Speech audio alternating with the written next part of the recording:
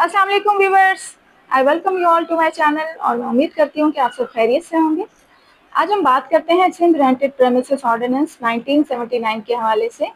जो कि किराएदार और मालिक मकान के हुकूक और फ़राइज़ को वाज़ेह करता है। इस ऑर्डिनेंस का सेक्शन 5 हमें ये बताता है कि अगर कोई मालिक मकान किसी को अपना मकान किराए पर देता है तो ये मुआहदा तहरीरी होना ज़रूरी है,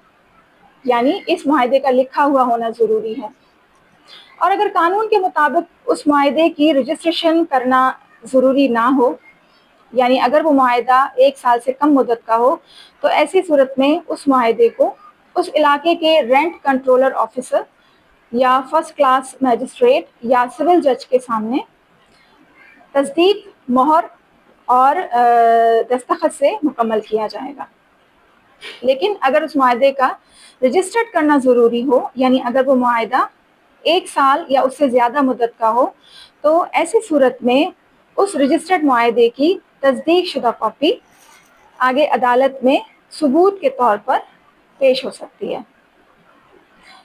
अब हम बात करते हैं इस ऑर्डिनेंस के मुताबिक किरायादारी की मुद्दत के हवाले से। तो इस ऑर्डिनेंस का सेक्शन 6 हमें ये बताता है कि मालिक मकान और किरायादार आपस में जो मुद्दत तय करेंगे, मुआहदा किरायादारी उसी हद तक जायज़ होगा, ना उस मुद्दत से कम ना उससे ज़्यादा। सेक्शन 7 हमें ये बताता है कि जितना किरायादार और मालिक मकान के दरमियान तय शुदा होगा, उतना ही किराया वसूल किया जाएगा, यानी मालिक मकान अपनी मर्जी से उस तयशुदा अमाउंट, उस तयशुदा रकम से ज़्यादा किराया वसूल करने नहीं कर सकता। इसके बाद हम बात करते हैं सेक्शन 8 के हवाले से, जो कि मुनसिफाना किराया के हवाले से बयान करता है। यानी अगर कोई मालिक मकान या किरायादार मुनसिफाना किराया मुकर्रर करवाना चाहता हो, तो ऐसी सूरत में वो रेंट कंट्रोलर ऑफिसर को एक एप्लीकेशन दे सकता है, एक दरख्वास्त दे सकता है कि उस मकान का या उस जगह का मुनसिफाना किराया मुकर्रर किया जाए।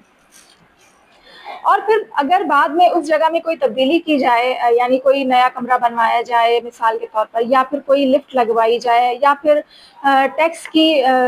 रकम में कोई तब्दीली आ जाए, तो ऐसी सूरत में उस मुनसिफाना किराए की लिए एक और एप्लीकेशन भी दी जा सकती है, ताकि वो दोबारा उसको तय करवाया जा सके, नया मुनसिफाना किराया। उसके बाद हम बात करते हैं इसके सेक्शन 9 के हवाले से, जो कि ये बताता है कि अगर एक दफ़ा रेंट कंट्रोलर ने मुनसिफाना किराया मुकर्रर कर दिया है, तो 3 साल तक उसमें कोई इजाफा नहीं किया जाएगा, और अगर इजाफा करना ज़रूरी हुआ तो 3 साल के बाद 10% सालाना इजाफा किया जा सकता है। इसके बाद हम बात करते हैं कि अगर मालिक मकान और किराएदार के दरमियान किराए की अदायगी के लिए कोई ख़ास तारीख मुकर्रर ना की गई हो, तो 1 महीना गुजर जाने के बाद अगले महीने की 10 तारीख तक किराया अदा करना ज़रूरी होगा।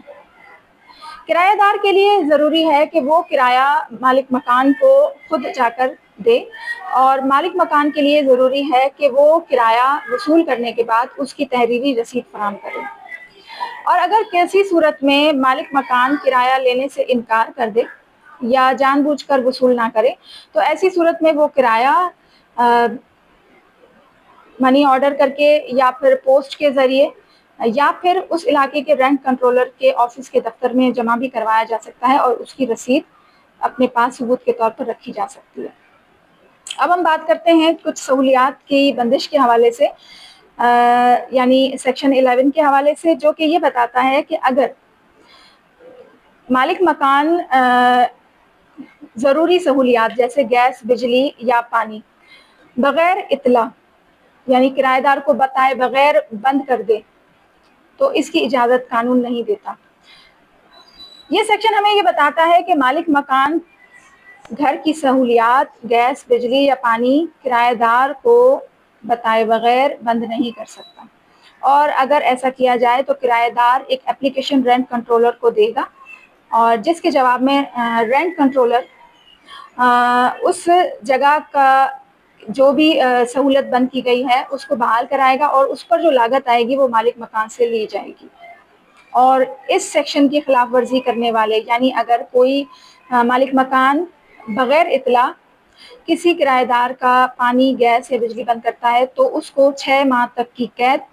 اور اس کے ساتھ یا پھر جرمانہ یا پھر دونوں سزائیں ایک ساتھ بھی دی جا سکتی ہیں۔ اب ہم بات کرتے ہیں سیکشن 12 کے حوالے سے، جو کہ ہمیں یہ بتاتا ہے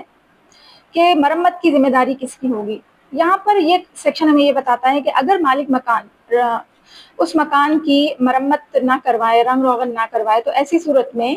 کرایہ دار رینٹ کنٹرولر کو اپلیکیشن دے کر، اجازت لے کر اس مکان کی مرمت اور رنگ روغن کروا سکتا ہے، اور اس کے بعد جو خرچہ اس پر یا جو لاگت اس پر آتی ہے وہ اس کرائے سے کاٹ سکتا ہے۔ آج کے لیے اتنا ہی ہوگا، اور اگر آپ کو لگے میری ویڈیو سے آپ کو سیکھنے کو کچھ ملا تو ایسی صورت میں ویڈیو کو پلیز لائک کیجیے، چینل کو سبسکرائب کیجیے اور بیل آئیکن کے بٹن کو پریس کیجیے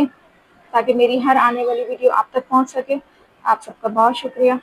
اللہ حافظ۔